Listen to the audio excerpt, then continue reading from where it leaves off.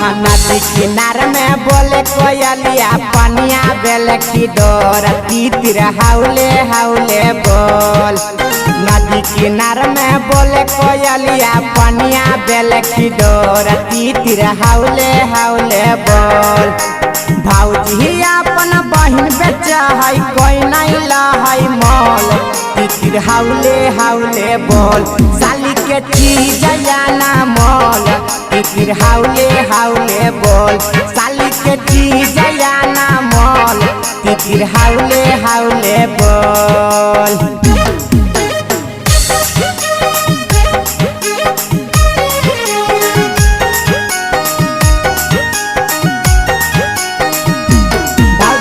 छोटा की बहिन रास्ता गुला लाग है। भौजी के छोटा की बहिन रास्ता गुला लाग है। मोहनी मूर्तिया साली के पतली कमरिया हो घुंगुर जैसना बहाला हो कर लाचा कई कमरिया हो। हे भौजी मोहनी मूर्तिया साली के पतली कमरिया हो घुंगुर जैसन बाला हो कर लहचा कई कमरिया हो। भैया हमर कमर कस है हम ही लेबै मोल। भैया हमर कमर कस है हम ही लेबै मोल तीतिर हाउले हाउले बोल। साली के चीज जाना मोल तीतिर हाउले हाउले बोल।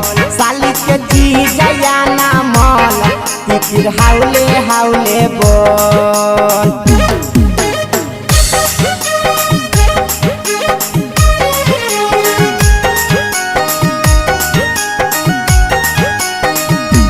भौजी के छोटा की बहिनिया रास्ता गुला लाग है।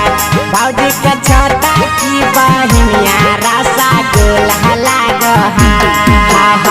बोलिया से माथ चुबे लागे बड़ी बेस है ओकरे पर फीदा भेल रही करब देश है। बोलिया से माथ चुबे लागे बड़ी बेस है ओकरे पर फीदा भेल राई करनी तीस है। नीरै रोशनमा सूरज बिहारी भेलैयाला बोल। नीरै रोशनमा सूरज बिहारी भेलैयाला बोल तीतिर हाउले हाउले बोल। साली के चीज जाना मोल तीतिर हाउले हाउले बोल। साली के चीज जाना मोल तीतिर हाउले हाउले बोल। नदी किनार में बोले कोयलिया पनिया बेल की डोर तीतिर हाउले हाउले बोल। नदी किनार में बोले कोयलिया पनिया बेल की डोर तीतिर हाउले हाउले बोल।